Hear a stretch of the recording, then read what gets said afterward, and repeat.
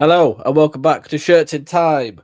First favourite fantasy, and if you can't tell, I'm by myself and also full of cold in the latter end of April while the temperature has been 15 degrees. Typical British man, but it is what it is. I'm joined by Shirts v Boots royalty, shirt collector royalty, HP, Harry. How are we doing, mate? I'm very well. I would ask how you are, but you're full of cold, so we know. Yeah, I'm gonna probably have to keep muting my mic to clear the old throat. So, mate, you got me in the mood yesterday saying you've booked your hotel. How excited are you? I'm ready and raring to go. I've got some shirts, which is the main thing. I haven't found any 1994 boots. That's just not happening. They'd disintegrate anyway, so not bothering with that.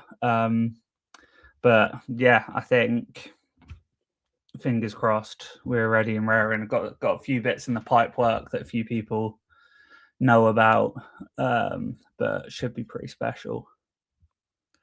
You are like, I don't want to use the word tap, but for like these events, you do seem to collect all kinds of stuff for it, don't you? But like theme based. So this obviously is Shirts v Boots 26 at Haringey Borough FC in London, Saturday 6th of June. USA 94 themed.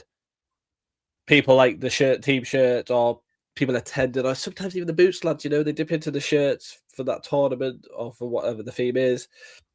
Obviously, boots as well, posters, all sorts of memorabilia. But HP Harry just brings all sorts. What did you bring last to Enschede? Was it a photographer's bib vest? Yes, yeah. So I had a used 2003 Champions League final media bib that just appeared on, I think it might have been Classic Football Shirts, for not very much money. And I thought, do you know what? That'll be funny. I'll wear that for like 5 minutes. So get someone to take one photo of me in it. And I ended up wearing it all day. I had Dutch grandparents asking me about it, asking me if I was there. I would have been 5. They're like, "Oh, did you wear that?" In very broken English, and I was like, "No, no, found it." But yeah, so I've got. Well, I won it at the Christmas Kickabout raffle. I've got a Euro 2001 now. There is one 1994 media bib on eBay, but it is £200. And as much as I love the joke and I love the commitment, that's too much money. That's a hotel for the night. So I've made some business decisions on that one. But hey, if anyone has one that wants to let me borrow it, please bring it along. I will happily model it for the day. I will look after it well. And but yeah, I've got a few bits up my sleeve for this one. Just as long as A, they come, and B, it works. So fingers crossed. Oh, nice little teaser. If you have that eBay listing and you are listening to this, please drop HP a message and give us some discount. Or Dan, if there's some leftover funds, you know what to do. Yes, please, Daniel. Harry, HP, the man, one of our own. We are doing first favourite fantasy. I'm not going to say it weird like Dan says it because it makes me cringe. But yeah, so we get collectors on and just basically ask them their first favourite and their fantasy item of choice. You're obviously HP shirts, so we are doing shirts. You're not team shirts, so you are neutral photographer. That might be up in the air. I might treat myself and just find a shirt and whack it on. If someone's losing 6-0, or if someone's getting spanked, I might come on as a right back. I'll bring the boots just in case. You never know. But yeah, as far as I'm aware, I'm just photography, but hey, means everyone can have a good time on the Instagram. You could be though. United versus Villa, 2009, 2-2 last minute. Federico Makeda gets chucked on. That could be you. God, I hope not. I hope if I get subbed on, I'm not. It's not in that much of a precarious position. Oh, that would be brilliant. But we must digress. What, Harry? Tell us then. What is your first ever football shirt? Now, I'm hoping this isn't completely true, but it's the first one I remember. I'm hoping that I was given an England shirt as a baby, but the first shirt I have memory of is a 2004 to 2005 Chelsea away shirt, which is majority black with silver sort of diamonds going down the arms with silver flecks going through it as well. It was used the following season as the third shirt, which we should bring back, but that's a separate aside. We should do that for all shirts, but there we go. That's the one. The lovely little blue detailing around the neck, underneath the arms, and sort of down by your hips as well. But this was the first shirt I have memory of. You might be thinking, Harry, you're a West Ham fan. I am. This one was cheap in the sales, which is, I think, the majority reason why a lot of people get a shirt.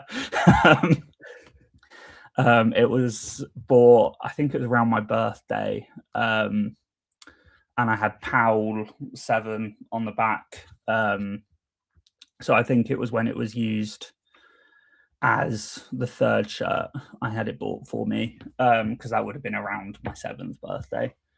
And it was near the end of its usage, so it would have been cheap in the sales in JJB. I think that's why I got it. I do like Chelsea. They were founded on the same day as I was born, which I think is a fun little reason to like a team when you're young. I also liked a lot of their players. I mean, your Idiger Johnsons, and I had a real soft spot for when I was young. I couldn't tell you why, other than his name's quite fun. Yeah. It's always the Icelandics and Scandinavians do have fun names. Yeah, so I think I took a liking to his name. I also really like Damien Duff. I remember collecting the 04 sticker book, which I'm doing again, but I do have here. And I remember one of the first packs that I had, I got, where is he? Down here. I got Damien Duff. Oh, you're actually doing that sticker book again? Oh, right. Yes, yeah. I've got two to go. I need to find them on eBay. And there you go. There's Idiger Johnson. Is that Mutu underneath? That is Adrian Mutu underneath. Yeah. But yeah, so maybe I really liked Mutu when I was younger, and I wanted the number because he was number 7.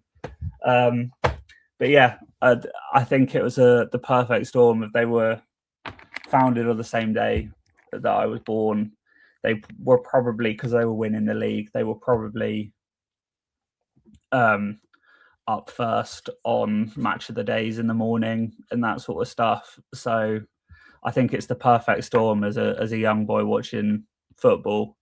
I see Chelsea all the time. I'm born in that sort of Chelsea fandom area of sort of, unless your dad supports Crystal Palace, everyone sort of likes Chelsea where I was born. So yeah, that was my favorite shirt. I still like it to this day. I think it holds up as a kit. And yeah, they won the league. They won the League Cup in it. So it's a strong kit. Yeah, I do love look over my right shoulder here, early noughties Umbro. That's a bit later, obviously a few years later, but they've won the league in it. It's had its moment. Did they win the League Cup in that season as well? Did they beat Liverpool at Millennium Stadium? Yeah. So yeah, it's had. They obviously didn't wear that shirt in the final, but in that it's associated with that season, that time in it. So yeah, and obviously they've Nike have redone it. Yeah, season, yeah. I do think the originals, as they nearly always are better, but absolutely, it is a lovely little shirt. We'll move on then to your favourite shirt, and I can't remember what episode number we're on now, but I think when I asked you this question, I think I can narrow it down definitely to what kind of shirt was coming. And this would probably be, if not my first guess, definitely my second guess. HP, tell people what your favourite football shirt of all time is. Well, I've got a little clue here on my chest, but we're taking it back to Euro 96. It's 2 years before I was born, so please forgive me, but this is the quintessential England kit for me. It's made by Umbro for a start. I think all kits that are good are nearly always made by Umbro in my head. Centralized badging, centralized numbers, I think always looks very good. I think you can very rarely go wrong with sort of everything sort of centralized. I think the light blue plays off the navy on the collar incredibly well, and then also into the number set as well, and the name set on the back. Obviously, it has to be Gascoigne. But yeah, I think just the light blue into the dark blue is how, like, if Nike just created that for the name set for this year's England kit, we're talking about a top 10. They've gone similar with the numbers, but I mean, if they did that for the kit, it's just block letters, blue outline, navy blue in the middle. Very simple, but incredibly classy. Obviously worn during a time where England flew through the Euros. Obviously worn in some incredible moments as well. Gaza versus Scotland, obviously, is the real big one that comes to mind. And I think it just pips the away shirt for me. I think if we hadn't have lost on pens in the away shirt, it might rank slightly higher, but that sort of historic moment sort of spoils the memory of a kit. But you can wear this wherever, and I think it looks wherever with whatever, it looks good. And you wear it out and everyone's got moments of remembrance with it. You get people, you wear it to the pub, people coming up to you sort of talking about their memories of them owning the kit, them watching England play in the kit, just talking about Euro 96, what games they went to, that sort of stuff. And for not only just for the looks, but for that sort of those sorts of moments that you can bring people sort of back into it just by wearing the kit, for me makes it top sort of top quality. And they're readily available. You can get, they're not too expensive, so you're not sort of splashing out sort of 100, 200 quid for them. You can get them for 60 to 80 quid, and I think everyone should have one. I think it's up there with like the Holland 88 for sure. Like shirts like that as like iconic wise. Yeah. It's just such an iconic shirt. Like yourself, you were born 2 years after that tournament, after the shirt. I was born in '96, so I'm very similar to you. I have no recollection of that tournament, no ties with it emotionally. I didn't watch it or anything like that, but I see that shirt and I pictured the Gaza goal, the group stage games, the route to that semi-final. I know it all through, being honest, that shirt brings all the memories back. Well, not all the memories, sorry, but all like the visions of watching the videos and stuff back. But then even like you made a great point there. Like I say, it's on par with the Holland 88 for me, iconicness wise, but the price wise, it couldn't be further apart from it. The Holland 88's ridiculously priced, probably maybe rightly, wrongly so.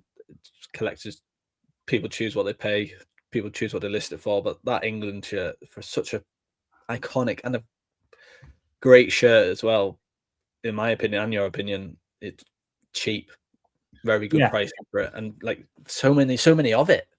Everyone had one, so everyone's either still got one or there's so many that are available. If you're an England fan, you only want one shirt. I think a choice you want something iconic, that's the one to get.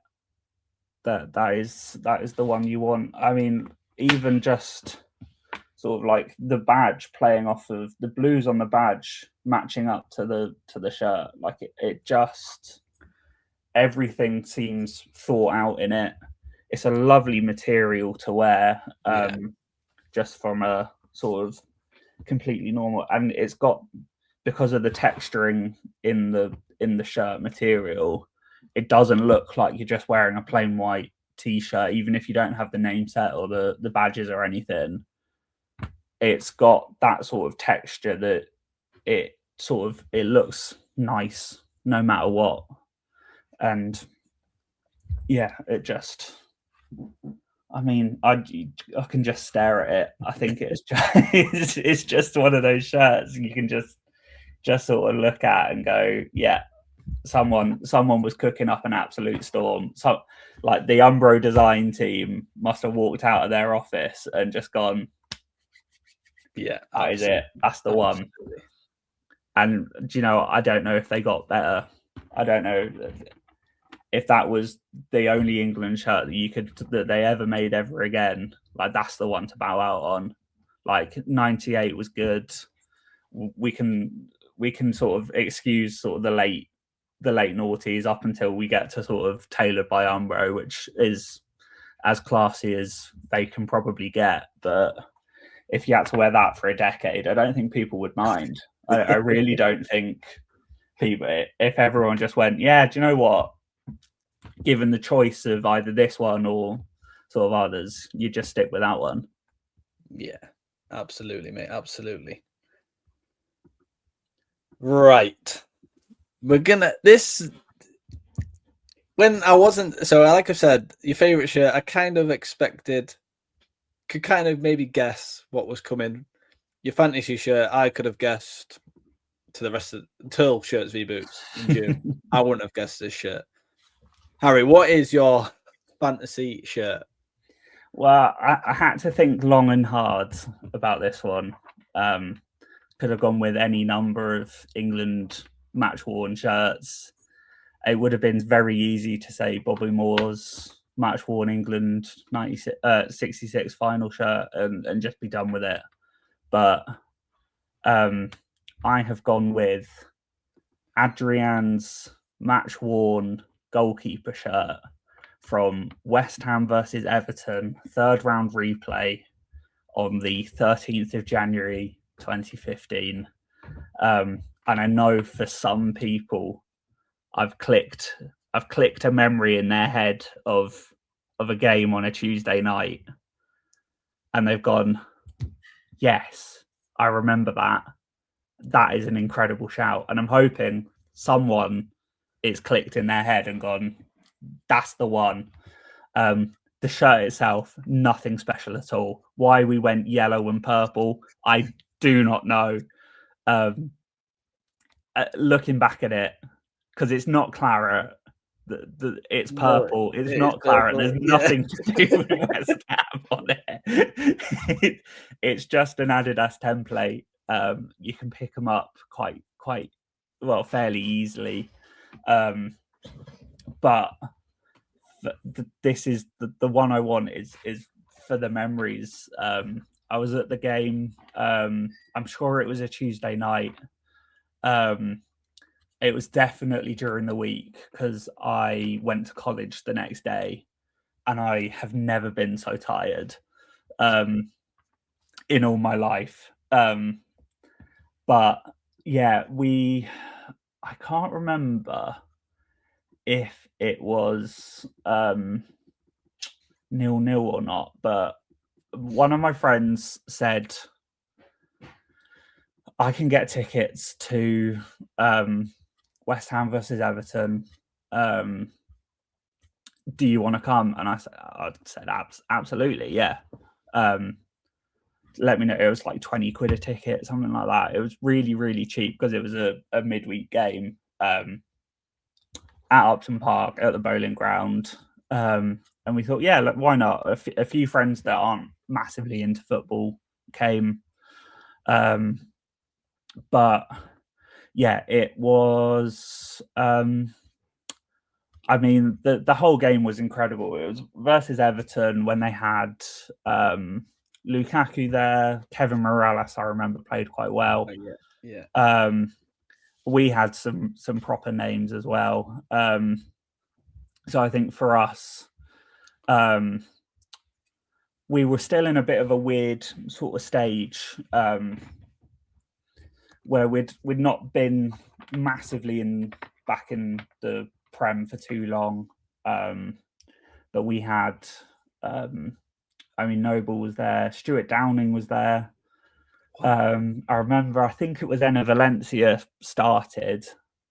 Valencia. We still had like Carlton Cole was about, but it was a strong Everton side. We had Aidan McGeady, Ross Barkley when he was still quite young, Jagielka, Stones, Baines, and yeah, Lukaku up top. It's a good team, Evan. It was good. It was a good side. I can't remember where they finished, like in the league, but it wouldn't surprise me if they did. They weren't too bad. Like we had Alex Song for some reason, like just after he'd come back. I think we had him on loan from Barcelona, and it's just like, what? Who? Why? So yeah, we had a double midfield of it was Noble and Song, and then I think Song came off for Nolan.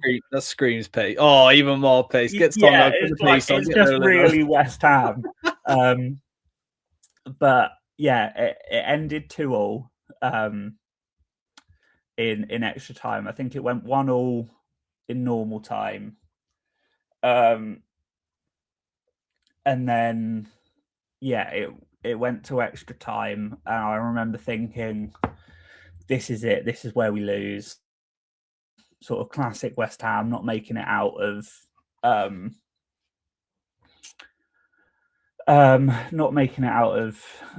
third round of the FA Cup like we quite often do. So it was 1-1 at the end of normal time. We were winning. I'm just looking it back through. Enna Valencia scored to make it 1-0. And then Kevin Morales scored in the 82nd minute to make it 1-1 in normal time. And then Lukaku scored. I remember Lukaku scoring, and I think thinking, this is it. This is us done. But then the saviour of our lives, the man everyone wants, Carlton Cole, who we'd let go on a free. No one signed him. We didn't sign any strikers, so we bought him back. Which, if you look on his, I love it because when you look on his Wikipedia, it's like West Ham whenever to 2013, and then like in the next bit, it's like 2013 to 2015 or something like that. It's just like you could just see like they're two separate things, and people quite often ask why, and it's like, oh yeah, we just decided we didn't want him, and then we decided we did want him, so we got him back. But yeah, he scored to make it 2-2, and it went to penalties, and it ended 9-8 on penalties, which in itself, for a £20 ticket, 4 goals and 17 penalties scored, like is a ridiculous return on your investment. I got home at like 1:30, but Adrian was phenomenal throughout the penalties. He saved one, and he saved, I think it was Naismith. He saved, and the penalties were good in themselves, but then for some reason at 8-8, I think it was, the goalkeepers decided to have a go. I was thinking, you leave them to the end. Oh, didn't you get to the end? No, it got to 8-8. It got to 8-8, and it was Joe Robles, yeah, in goal for Everton at the time, and he took it, skied it, and you think, oh, who's going to take it for us? Thinking there's no one that you sort of want. Everyone that sort of you'd want to take the penalty is already gone. And then they were in the far corner from where we were sat. So in Upton Park where the old away end was. Yeah, to the left. Yeah, the camera left, we were down that end in the main stand. And the penalties were being taken in the far end, and everyone was stood up, and there was really tall people in front of us. You could barely see, so you're sort of looking around like this, trying to watch, and then you just hear, "Oh God, Adrian's taking one," from like the guys in front, and you're like, oh no, this is never, like, you're just thinking this is never going to end. Like, this will never end. I'm trying. And I managed to sort of peek over just as he's flicking his gloves off. So, like, he pulled one off. Oh, yes. And Ricardo, running up, flicks the other one off, and just slots home the penalty, runs off into the corner, knee slides. It's such an incredible moment. I remember it so well. It's just ridiculous watching him do it. And you just think, what the hell is happening? The stadium erupts, obviously, because the goalkeeper scoring the winning penalty is like so seldom happens. He just and sort of making it even just through to the next round of the FA Cup. Like the FA Cup is such a phenomenal tournament in its own right. And sort of it was just such a sort of iconic moment. It's quite often in sort of replays and videos of like compilations of like ridiculous moments.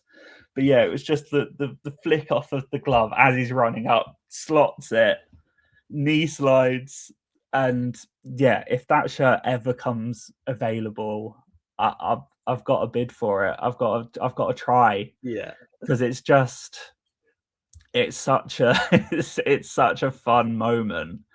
But yeah, if you can somehow find either a picture to sort of overlay, or I'll try and find the video, and I'll put it up on a story or something on my Instagram.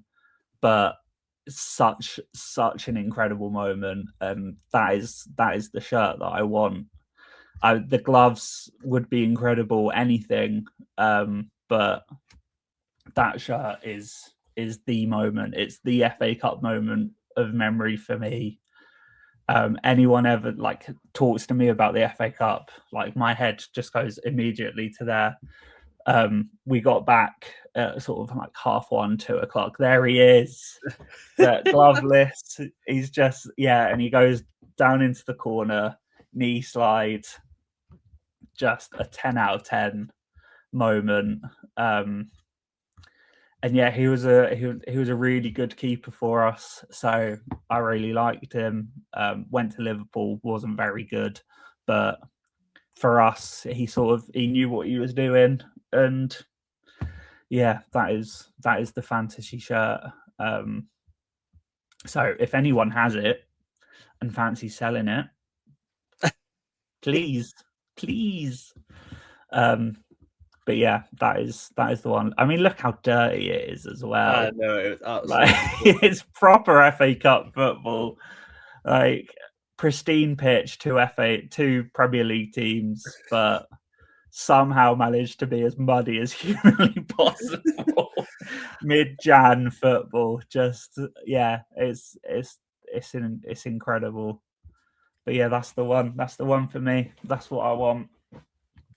Oh mate, what a way to end! Like some of the shirts we've had on here would have been like ridiculous, like famous, iconic, look like great to look at shirts worn by like in moments and stuff like that. But that one, that might be one of our favorites. Just just for the whole package. It's not the best shirt aesthetically. They've got the wrong color on it. It's a goalkeeper shirt. I'm not a massive fan of goalkeeper shirts, but that moment, as soon as this episode ends, I'm watching that FA Cup. Yeah, it's so good. It is so good. I recommend it to anyone. If anyone wants to watch some proper football moments, like that is up there for me. Proper 3 a.m. in someone's kitchen, like watching random footballers play. Like, get that bit up. You remember this, everyone? Or recreate it. Go down the stairs on your knees. Just incredible. Oh, brilliant, mate. Mate, thank you so much for coming on and sharing your first favourite and fantasy shirts. Thank you very much for having me. I will see you at Shirts v Boots. Come on the shirts. Come on the shirts. If you're not following HP Shirts, make sure you do on all social. Yeah. This one here on Instagram. You're pointing to the wrong side, but it's somewhere. So see you all in June. See you in June, mate. Yeah, Haringey Borough. I can't even say it. Haringey Borough FC. Haringey Borough. Haringey Borough FC. Saturday, 6th of June. Shirts v Boots, 26. I've heard on the grapevine it's a cup competition, so there might be more than one. There are two teams. So who knows? But see you all there, and especially see you there, HP. Let's go.